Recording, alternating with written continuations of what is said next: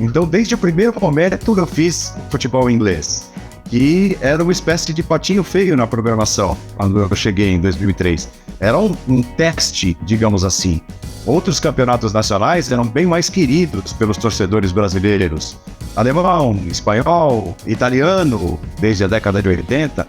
Então, assim, era uma experiência trazer o futebol inglês para o consumidor brasileiro quando eu entrei na ESPN em 2003. E acabou que a minha ligação foi acontecendo, foi ficando natural com o futebol inglês. O futebol inglês foi crescendo no gosto do brasileiro, crescendo de uma forma geral, até se tornar a Premier League a principal liga de futebol do mundo, liga nacional de futebol do mundo. Então foi muito assim, foi um casamento que veio acontecendo e é muito bom, é muito legal. Muitas pessoas me abordam dizendo exatamente isso, né? Estou aqui conversando com a voz da Premier League no Brasil. E é muito bacana, mas tem até um outro lado.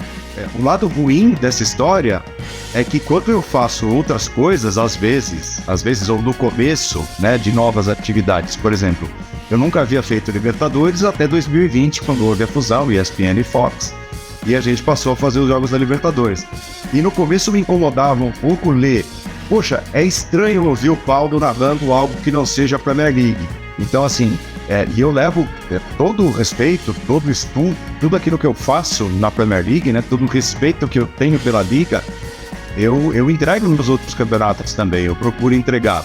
Então, assim, são os dois lados da moeda. É muito legal ser a voz da Premier League, por tudo que a Premier League representa, né, pelo campeonato que repito, é o principal campeonato nacional de futebol do mundo, e caiu nas graças do brasileiro de tal forma, mas ao mesmo tempo, assim, eu me esforço até mais para fazer as outras coisas, os outros campeonatos internacionais e Libertadores e tudo, para apagar um pouco essa história de, poxa, quando ele não dá a Premier League fica meio esquisito, né? Porque eu não sou narrador da Premier League, eu sou narrador de tantas coisas.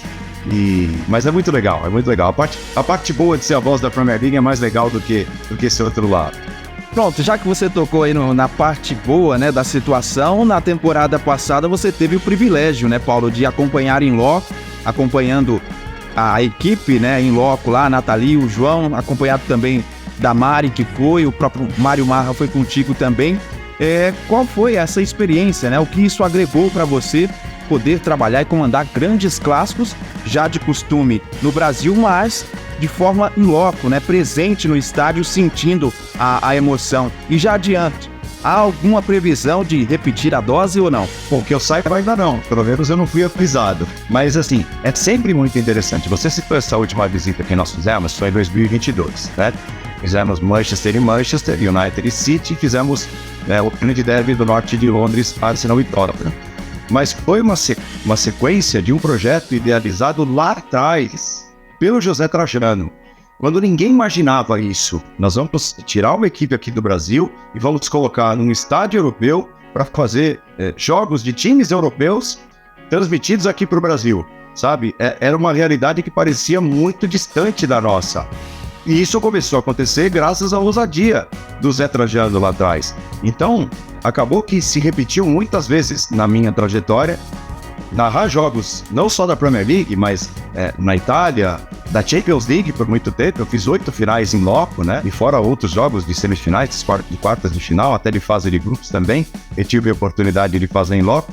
Mas tudo isso eu estou dizendo, até para responder a sua pergunta, é muito enriquecedor. Porque você consegue trazer ainda mais quem está em casa para dentro do ambiente, para o significado de cada um dos jogos, né? E a transmissão é diferente, o jeito de transmitir, a ida para o estádio é diferente, fazendo a comparação do europeu com o brasileiro.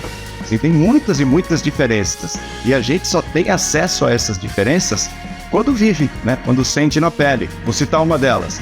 Aqui no Brasil, você vai a um jogo na arena do Palmeiras ou do Corinthians, você tem lá uma cabine com ar-condicionado, tudo envidraçado. No Maracanã também é muito assim, né? Você, como detentor de direito, você tem ali um conforto inimaginável. Você vai à Europa, mesmo sendo detentor de direito, é diferente. Você tem ali uma plataforma de transmissão, né? Você vai dividir com outras equipes internacionais, é onde você fica ali. É tudo apertadinho. E no Etihad, você teve uma visão bem panorâmica, bem de cima, né? No Etihad Stadium. Campo do Manchester, por exemplo. Exato, eu falei, pô, daqui a pouco a gente vai estar em cima das nuvens, né? Torcer para não estar nublado, porque a gente não vê o campo lá embaixo. É bem distante do campo, né? E cada estádio tem a sua peculiaridade, mas é só para fazer uma comparação, para trazer um pouco dessa diferença, né? Trazendo aí exatamente para a minha área, que é a área de sentar e colocar o fone, o microfone e narrar. Então, assim, existem todas essas diferenças e isso faz a diferença quando a gente sente de perto para poder passar para quem está assistindo aqui no Brasil. Então, é muito enriquecedor. É uma experiência absolutamente enriquecedora que eu tive a sorte, o privilégio e trabalhei muito para continuar merecendo, né, do jeito que tenho feito nos últimos tempos, essas oportunidades, porque elas são inigualáveis, né, para mim como profissional e para poder passar para quem assiste a programação dos canais ESPN.